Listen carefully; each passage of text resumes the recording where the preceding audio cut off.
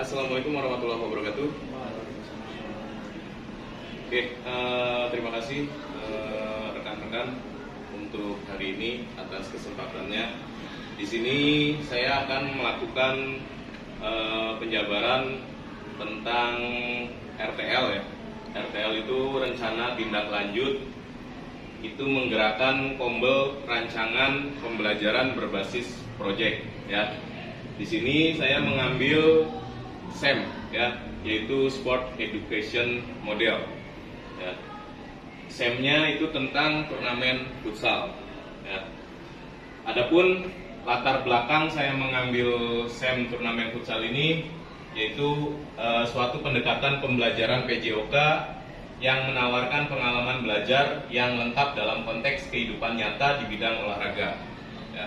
SEM merupakan salah satu program yang berdampak positif pada murid yang memberikan kesempatan murid untuk belajar mengeksplorasi berbagai peran dalam tim.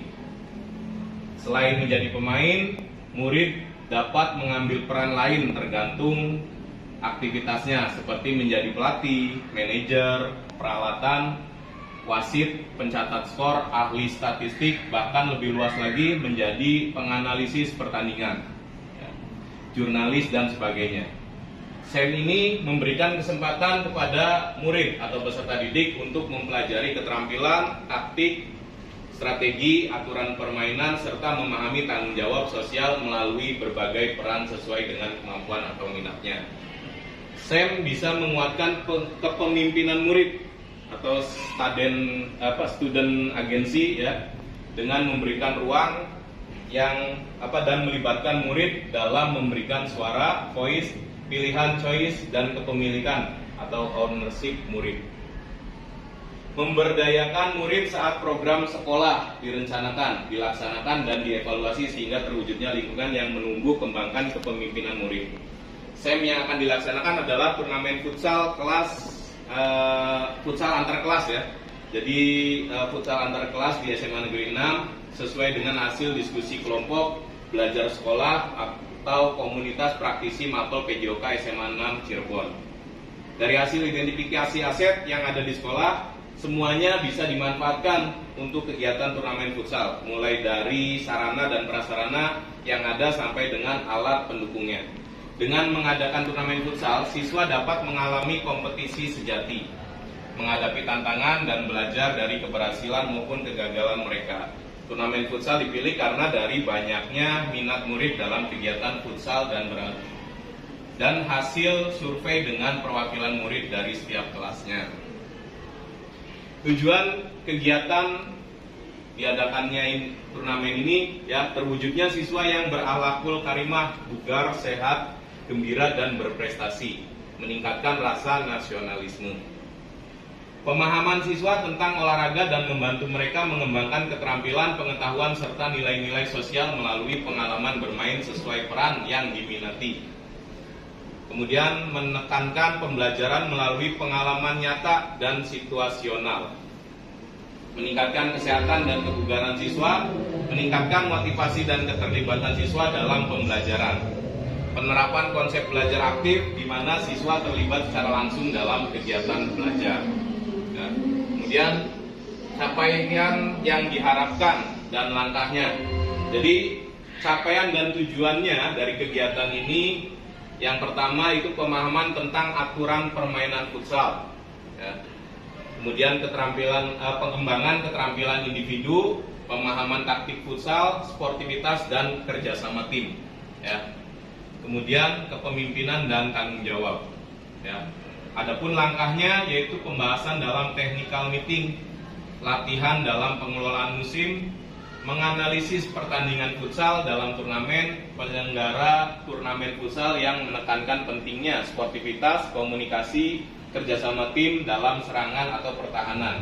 Jadi di dalam futsal ini sama halnya dengan game invasi atau invasi game. Ya, ada serangan, ada pertahanan. Kemudian pemilihan peran dalam tahap afiliasi. Ya. Nah, perannya di sini siswa yang menjadi panitia, peserta, pelatih, ya, terus siswa yang menjadi peserta, pelatih atau manajer, ya. siswa yang menjadi panitia, peserta, pelatih, dan peran lainnya dalam SEM. Ya. Kemudian rencana kegiatan ini akan diselenggarakan atau dilaksanakan tanggal 16 Desember sampai dengan 18 Desember. Ya. Selanjutnya, struktur program dan mitra dalam Kombel. Di sini ada kokurikuler. Ya. Kemudian murid yang terlibat dari kelas 10, 11, dan 12 laki-laki. Jadi kita tidak mengikutsertakan peserta didik yang perempuan.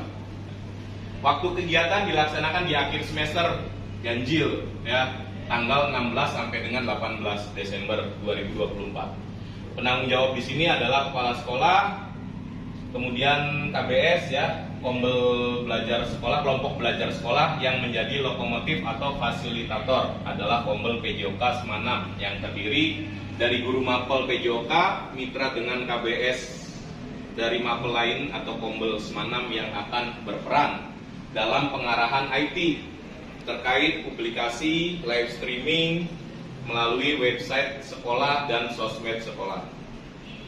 Selanjutnya mitra dengan wali kelas, karena kita melibatkan peserta didik dan turnamennya itu dilaksanakan antar kelas.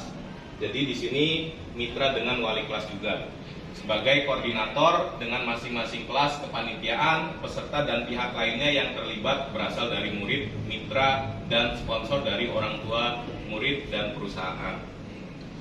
Kemudian pernyataan tentang kapasitas yang dimiliki sekolah.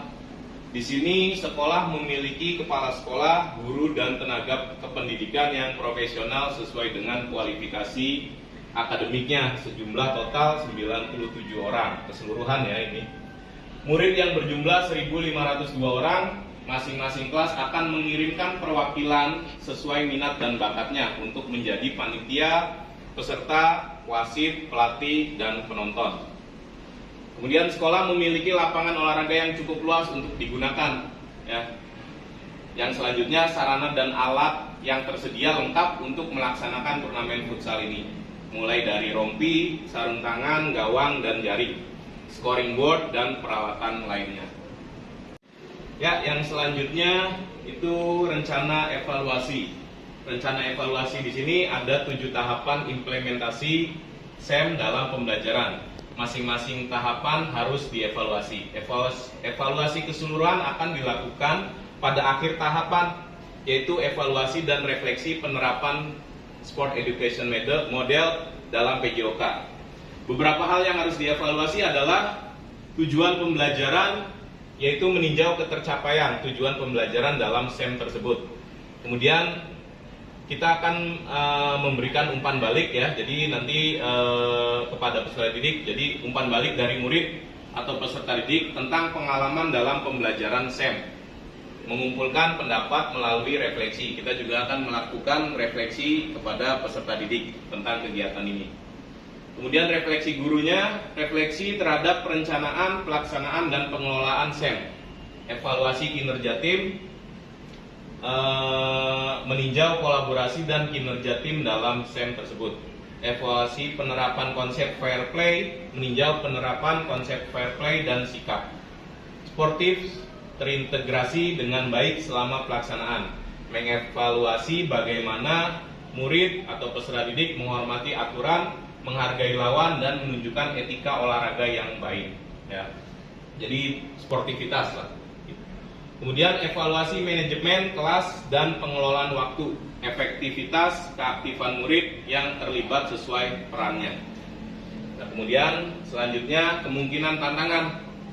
Di sini kemungkinan tantangan yang akan dihadapi itu pengelolaan waktu, ya. Karena jadwal yang padat dan keterbatasan waktu dapat mempengaruhi penyelenggaraan turnamen tersebut. Kemudian faktor alam atau cuaca, karena lapangan kita menggunakan outdoor akan sangat terpengaruh kondisi cuaca. Motivasi peserta, peningkatan motivasi peserta dapat menjadi tantangan, terutama jika mereka mengalami kegagalan atau kelelahan selama turnamen. Manajemen tim, kesulitan dalam manajemen tim termasuk perbedaan kemampuan kepribadian atau konflik antar pemain. Evaluasi dan umpan balik. yaitu memberikan evaluasi yang efektif dan memberikan umpan balik yang konstruktif kepada setiap peserta. Keterlibatan orang tua dan komunitas, yaitu kurangnya dukungan atau keterlibatan orang tua dan komunitas dapat mempengaruhi motivasi dan dukungan peserta. Dan di sini kita merencanakan solusinya ya. Jadi solusinya untuk mengatasi kemungkinan tantangan tadi, diantaranya ada penjadwalan yang efisien, pindah lokasi ke lapangan indoor jika cuaca tidak memungkinkan, ya. Kemudian menggunakan pendekatan positif dan memberikan motivasi tambahan melalui pengakuan dan pujian. Komunikasi terbuka dan segera menangani konflik jika nanti pada saat terlaksananya turnamen terjadi konflik antar peserta didik, ya. Kemudian memberikan umpan balik secara individu, ya, untuk setiap peserta dan mengadakan pertemuan dengan orang tua untuk menjelaskan tujuan program diselenggarakannya turnamen futsal ini. Ya. Demikian pemaparan yang dapat saya sampaikan untuk kegiatan SEM melalui turnamen futsal antar kelas di SMA Negeri 6. Dan terima kasih atas perhatiannya. Wabillahi taufiq wal hidayah. Wassalamualaikum warahmatullahi wabarakatuh.